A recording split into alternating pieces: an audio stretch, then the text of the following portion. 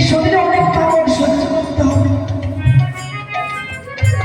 এই দেহের মধ্যে আছে পঞ্চমত্তা সর্বৈক দশ ইন্দ্রিয়, সমস্ত সময় চিন্তা নামে বদ্ধ হচ্ছে। কেউ বলছে হরিমুখী চলে, কেউ বলছে হরিমুখী হলো না। এখানেও দেখুন যারা হরিমুখী হতে এসেছে, হরিবাসনে আছে, অবশ্যই সেবা ধর্ম। আমার গুরুচাঁদ ঠাকুর বলেছে যে আমার বাবার ভক্ত সে তো ভক্ত, কিন্তু যে আমার বাবার ভক্তকে বাড়িতে এনে এক পুষ্টিমাত্র সেবা দেয় এসেছে পরম ভক্ত। আজকে পরম ভক্তের বাড়িতে এসেছি, পরম ভক্তের বাড়িতে গান করিস, হরিনাম করিস, সত্যি সত্যি সোনার মানুষ হস, যে বাড়ি যাবে তাদের মঙ্গল কামনা একটু করে আসিস, গান করতে পারিস না পারিস।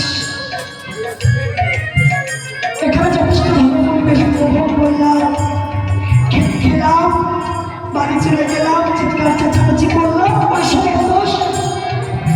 তবুও দুঃখ নেই, হাজার হরিভক্তের মধ্যে যে কজন হরিভক্ত আমরা সহ্য করতে পারি না, সঙ্গে সঙ্গে টিকে মেরে ফেলি। তাহলে হরিনামের এত এত বিচ্ছিন্ন জায়গা, এত আগুন, এত কামড়, এত যন্ত্রণা কি করে সহ্য করব? তবুও তো নিত্য ধাম করার মতো আমার হরিভক্তের মধ্যে অনেক ভক্ত আছে যারা আমার হরিকে জীবনের থেকেও বেশি ভালোবাসে, বাঁচা বানাবে।